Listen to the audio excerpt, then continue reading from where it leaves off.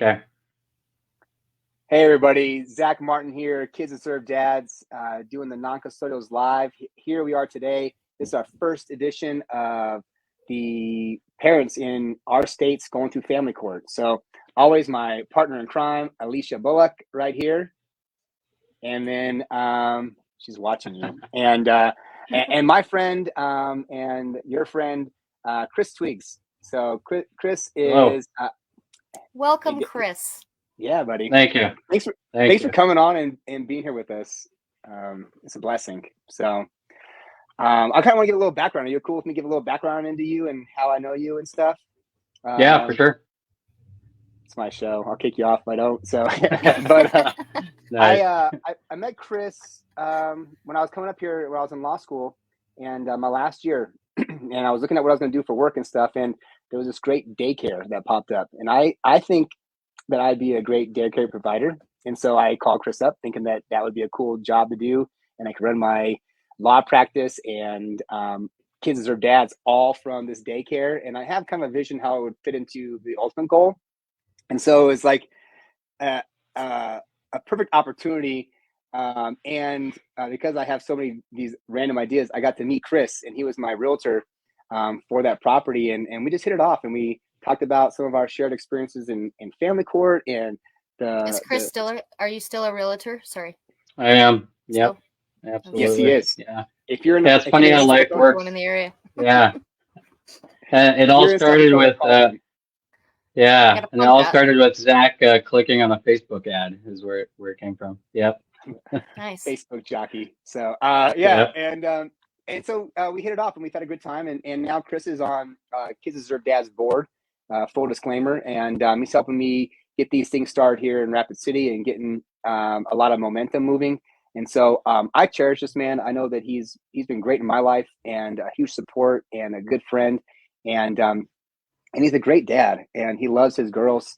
And so I wanted to bring him on. We're going to do more like this one. The intention is to have dads from Wyoming and moms from Wyoming and South Dakota, where Alicia and I are working on changing laws, and Chris is part of the movement here also. And we're working on changing these laws and helping to bring awareness. And so this is an opportunity for us to step out there, get to know some parents and their different stories that they have going through family court and how that looked and how their parenting experiences has changed through their experiences with divorce and separation and trying to be a parent. So we're just going to dive into it today, and thanks for humoring me as I ramble through that intro. Chris, let's just start off, tell us a little bit about yourself. Tell me what you do and where you work at and what you love about it. So I'm a realtor. Me and my business partner Matt own a team here based out of Keller Williams in Rapid City. We've been a realtor for 5 years almost exactly now, so going pretty well. I beat the odds. Apparently, 87% of realtors fail their first couple of years, so seems to be working all right. But that's good. Do a little property management. Got my fingers in a cleaning company, that kind of thing. So just try to stay busy and serve my clients the best I can. In my early 40s, I've got 2 teenage daughters. One is 15, about to be 16, and then the other one just turned 13. So, got my hands full there, but great kids. Yeah. God bless you. Yeah. 2 teenage girls. Yeah. Me and my oldest just went to a concert in Des Moines last 2 weeks ago. What'd you guys go see? Pierce the Veil. Never heard of it. Yeah, Pierce the Veil, yeah. Are you familiar? Yeah. I am. They are rock stars, man. Total rock stars. It was a great show. Yeah. Nice. Okay. Yeah. Huh. I'll have to check them out. Pierce the Veil. Never heard of it. It's not my normal style. So I'm like Key Glock is my thing right now. Rap. That is true. That's true. Right there with you, Zach. My son likes rap too. We're like jamming out together. He's like, Dad, put on this song. And I was like, great choice, son. Wow. I don't know where you got your music taste from, but I like it. So Nice. It's all like Nice. motivational music too. He's like, if it doesn't have good words that I can sing, he doesn't get down. So awesome. So that was a cool trip. How do you and your daughters go on trips like that very often? No, not as often as I would like, for sure. It's it's just hard to get away with business and school and so on. Yeah. Yeah. My oldest is homeschooled, but youngest is still in public middle school here in Rapids. So Awesome. yeah. Well, let's dive into a little bit. I want to kind of go over some information about your family before you got separated. How was raising your daughters when you were married? Difficult. I was married 16 years. Vast majority of it did not go well. Certainly we're not on the same page parenting wise. Vastly different opinions on parenting. And ultimately it was one of the main issues, which is where I finally ended up filing for divorce, was parenting. And that was, so I was married 16 years, been divorced 4 years almost exactly. So what were some of the things that came up with parenting styles that you guys had that were different? I firmly believe my kids should go to school, and that opinion wasn't shared on the other side. That's definitely been the biggest issue, is in encouraging and enabling truancy, to the point where I probably should have had law enforcement step in, and because encouraging truancy is a crime, right? You have to educate your children. Educational neglect is the thing, and Right. so that's the battle I've ran into basically since kindergarten for my oldest. To be fair, more like second or third grade for my oldest. Been fighting the issues of truancy until finally this last school year ended up with state's attorney's office from South Dakota, getting involved and ended up pulling her out and homeschooling her. So. Okay, so it was. I'm just sorry, Zach. Go ahead. For it. Go for it. I was just wanting to make sure I was understanding the situation. It's basically the child not wanting to attend school at all, or is it more child doesn't want to attend school, mom wants to homeschool, or? So yeah, more like the child ended up not wanting to go to school, as a lot of kids do, right? She had problems for a while where she was getting bullied and that kind of thing, but instead of helping her through those issues and having, controlling her emotions and overcoming adversity, and sometimes we just have to do what we don't want to do in life, right? It's the way it works. Yeah, no kidding. Yeah, it's more like pulling her out of school, claiming illness. Yeah, claiming that she's sick when she wasn't, abusing the healthcare system, getting doctor's notes for illnesses that weren't there, so that the school would back off. Now, I'll give you an example. So the CDC says that the average child from birth to age 18 seeks urgent medical care 5 times in their whole childhood, 5 times. Wow. And in 2019 alone, my oldest daughter went to urgent care 13 times. So and all during the school year, never in the summer. And then it was like 16 times in 2021, but only once in 2020 when school was out of session. Well, so you can see that pattern, right? And each one of those urgent care visits counts for basically a week truancy, because you call in sick 4 days, and then the school says no, we need a doctor's note. Well, here's your doctor's note, and then right. So I yeah. get it. Okay. Sorry, I wanted to make sure I understood. Yeah. No, I think yeah, for sure. there's lots of going Wow. on. So, so you, when you guys got married, you guys are kids, right? So you guys had like no discussion about like all these important things when you're getting married. Like, hey, do you think your kids should go to school? Right. Yeah. None. No. Yeah. I was young and dumb and in love, and yeah. Yeah. It's amazing how we do that kind of stuff to ourselves and like don't have these real discussions about like very important issues that will be coming up and that they are just not discussed. What do you think? When did you recognize that that was going to be a problem in your guys' relationship?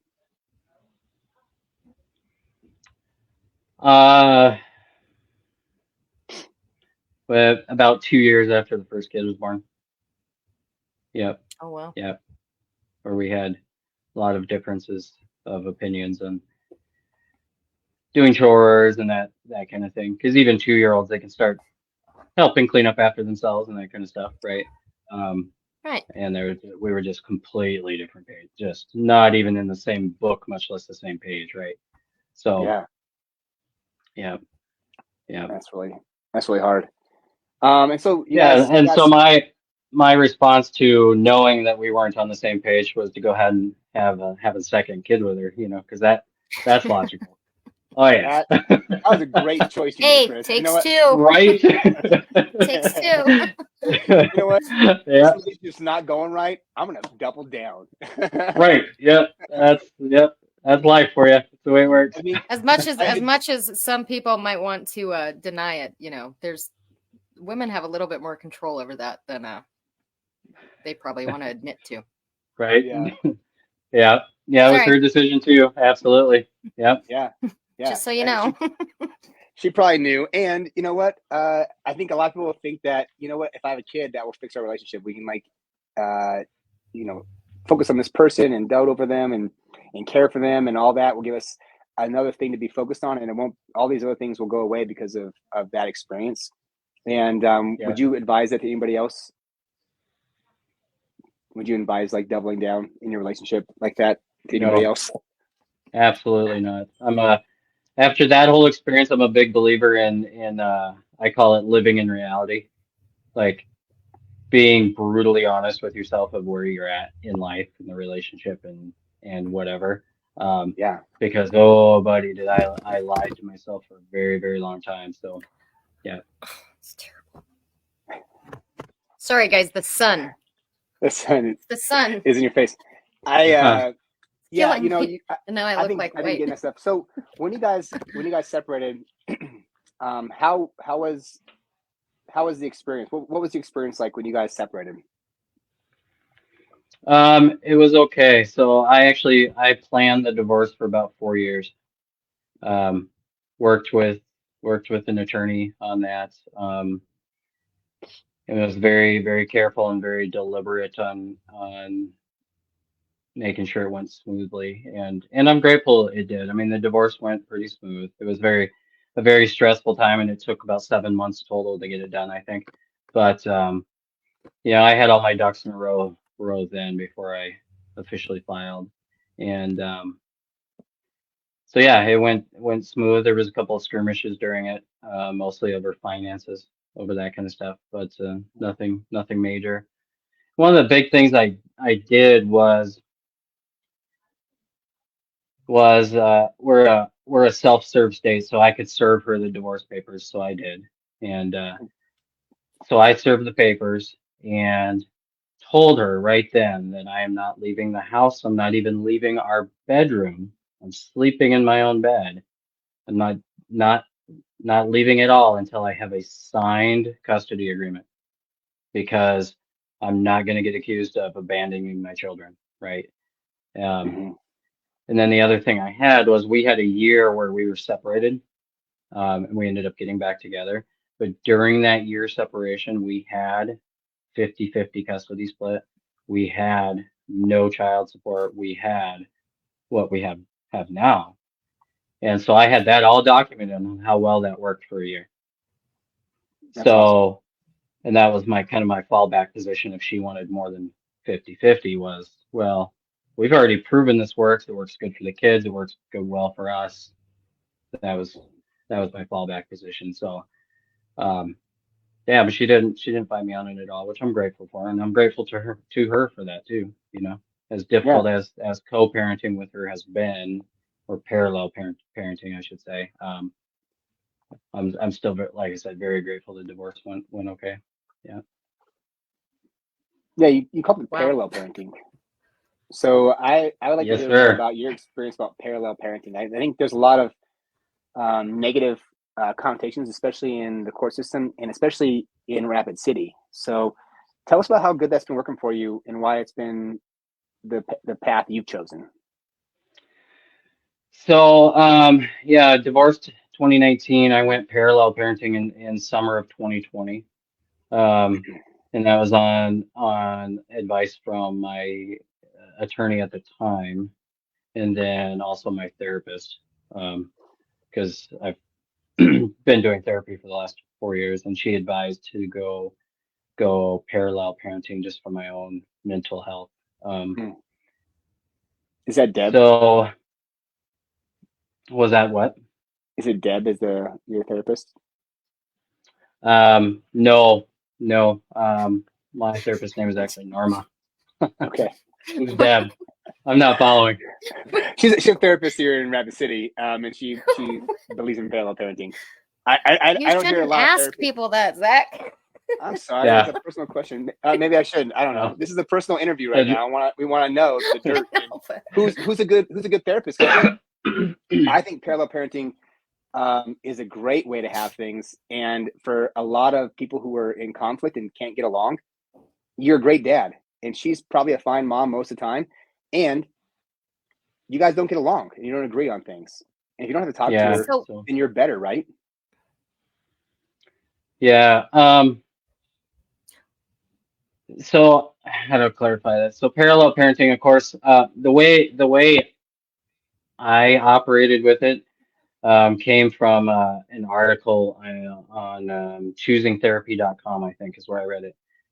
And basically what they talk about with parallel parenting is you strip down the co-parenting to three basic items. That is, are the children safe? Are they healthy? And are they educated? Right? And the article is talking about if you still have troubles with just those three items, then you have the obligation to your kids to get either the courts or law enforcement involved anyway, right? So you strip it down to just the basics, and that's what I did. So I have a pretty strict no voice to voice, no face to face contact policy with her. Like unless it's a 911 style emergency or we just cannot avoid it, it's text or email only. And I kind of built from there. Kind of started from that position. We're not going to have joint birthday parties with the kids. We're not going to have Christmas together. We're not, none of this. There's no coordinating bedtimes for the kids. Of course, they're old enough now. It doesn't matter, but there's no coordinating bedtimes. There's no coordinating what time they eat dinner so that things are consistent. It's basically we parent separately.